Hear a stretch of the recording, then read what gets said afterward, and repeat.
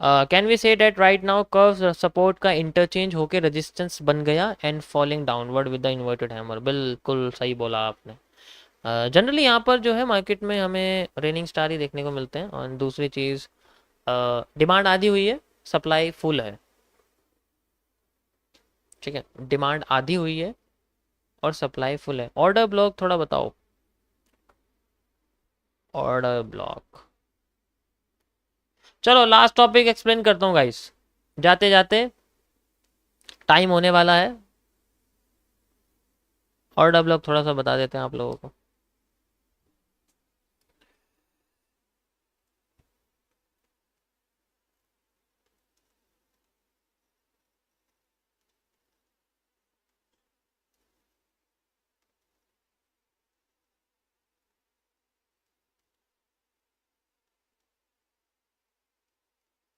देखो ये क्या होता है, आ, होता क्या है कि अगर मार्केट अपने आप को, ध्यान से समझना इसको क्योंकि ये थोड़ा सा ना कॉम्प्लेक्स होता है। इसमें 3 कंडीशन होती है, मैं आपको तीनों कंडीशन बता के जाऊंगा लाइव स्ट्रीम पे, चाहे कोई बात नहीं कितना टाइम हो जाए। अगर मार्केट नीचे गिरती है और अगर इस जगह पर मार्केट में हमें जस्ट लाइक हमें कोई लास्ट में रेड कैंडल दिखती है गिरने के, और उसके बाद मार्केट में ग्रीन कैंडल बन जाती है, मैं आपको बेस्ट तरीका बताऊंगा ऑर्डर ब्लॉक यूज करने का। एसएमसी में कैसे यूज किया जाता है मैं उसके बारे में बात नहीं कर रहा हूँ, ठीक है। यहाँ पर फिर एक जब ग्रीन कैंडल बन जाती है तो एक ट्रेंड क्रिएट हो जाता है, यहाँ से फिर मार्केट ऊपर उठना शुरू कर देती है। वी ऑल नो, हम सब जानते हैं इसके बारे में, ट्रेंड क्रिएट किस तरीके से यहाँ पर हो जाता है। इस तरीके से आप देख सकते हैं, ठीक है।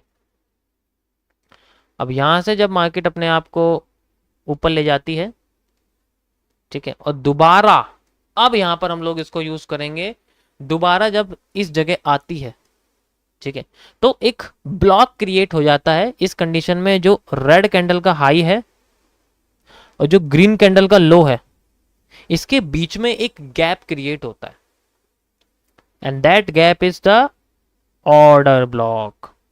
बेस्ट तरीका मैं आपको कनेक्ट करने का बता रहा हूं। यहाँ पर ज्यादातर लोग क्या करते हैं, जो ग्रीन कैंडल होती है ना उसको ऑर्डर ब्लॉक समझते हैं, but it is not just order block. जो बेस्ट है वो मैं आपको बता रहा हूं। जब मार्केट यहाँ आती है तो 3 तरीके से यहाँ पर ये सिचुएशन क्रिएट कर सकती है। मैं आपको अब यहाँ अपना एमएमसी के कॉन्सेप्ट से बता रहा हूँ सबसे बेस्ट यहाँ क्या कर सकती है वो। अब तुम्हें मैं एमएमसी बता रहा हूँ। पहला, डायरेक्ट क्रॉसिंग करती है तो कंटिन्यूएशन होता है ट्रेंड का, ठीक है। डायरेक्ट क्रॉसिंग करती है, जैसे कि यहां डायरेक्ट अगर मार्केट एक रेड कैंडल बनाती है इस रीजन से बाहर ही, इस रीजन से पहले ओपन होती है और इस रीजन से बाहर क्लोज होती है, इस रीजन से पहले ओपन होती है और इस रीजन से बाहर क्लोज होती है, तो इस कंडीशन में मार्केट में हमें अगली रेड कैंडल इंडिकेट करती है कि we have a down trend move. अब यहां से मार्केट डाउन हो जाती है।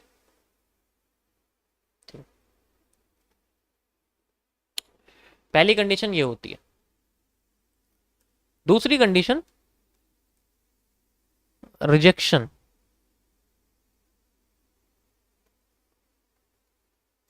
रिजेक्शन यहां पर विक्स से भी हो सकती है, रिजेक्शन यहां पर डुअल कैंडल से भी हो सकती है। अब ये डुअल कैंडल क्या है समझो इस चीज को, ठीक है। होता क्या है कि अगर यहां पर मार्केट में ऐसा कोई एरिया ना बनाओ, ठीक है,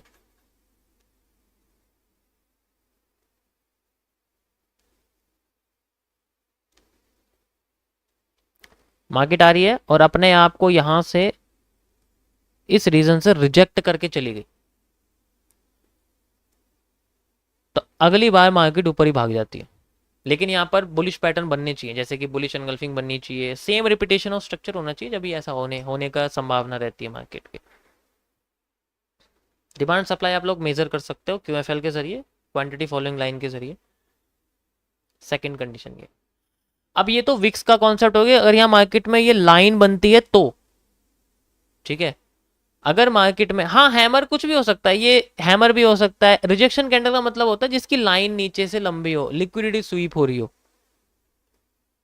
अब अगर यहां पर मार्केट में आपके सामने ऐसी कैंडल बन गई तो क्या करेंगे?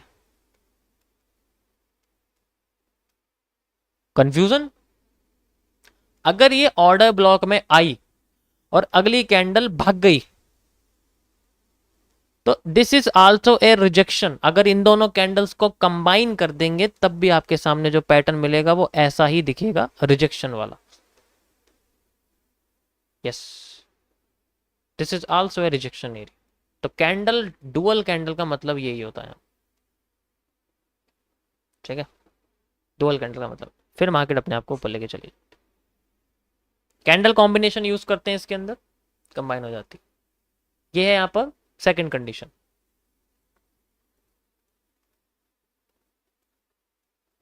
Third condition, fake out.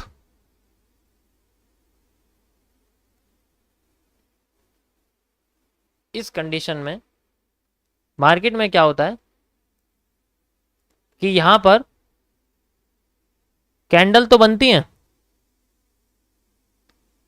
Move भी आता है, लेकिन वो रिवर्स कर जाती है और फिर यहां से रिवर्सल देती है।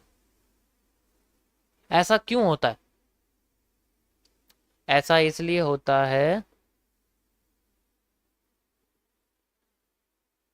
कि मार्केट में जो ये कैंडल स्टिक पैटर्न्स होते हैं, ये अगर इससे छोटे बन गए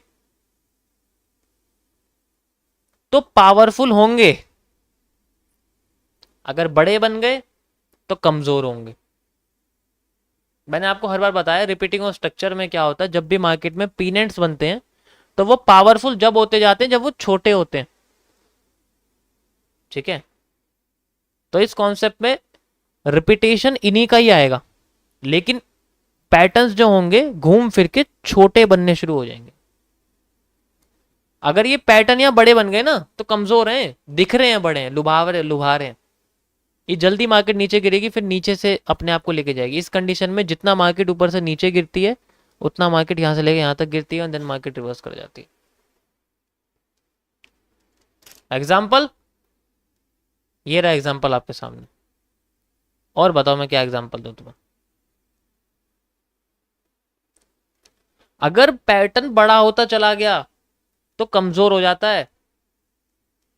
अब देखो तुम, ये देखो, ये बुलिश एंगल्फिंग में और इसमें क्या फर्क लग रहा है तुम्हें?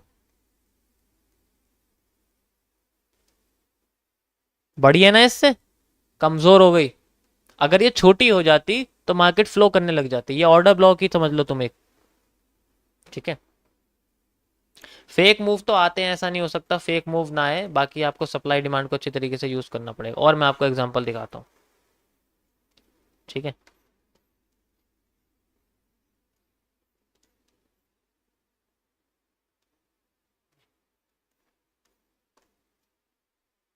ये देखो, ये दिख रहा है आपको? इस वाले बुलिश एंगल्फिंग के पैटर्न से छोटा आया है, उठ गई मार्केट। बड़ा आता तो उठती नहीं। ऑर्डर ब्लॉक को क्रॉस करा है ना, या तो डायरेक्ट क्रॉस करा या फेक आउट देके नीचे आई, बात तो एक ही होगी। या तो डायरेक्ट क्रॉस करे या फेक आउट देके नीचे। रीजन ये है इसकी कमजोर